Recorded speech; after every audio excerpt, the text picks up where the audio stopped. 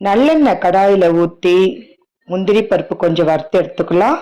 கடலைப்பருப்பு, வெந்தயம் ஒரு ஸ்பூன் எள்ளு, கொஞ்சம் தனியா எல்லாத்தையும் போட்டு நம்ம வறுத்து எடுத்துக்கலாம். காய்ந்த மிளகாய், ஒரு கப்பு உளுந்த பருப்பு, உங்களுக்கு தேவையான அளவு நீங்க வறுத்துக்குங்க. ஒரு ஸ்பூன் மிளகு.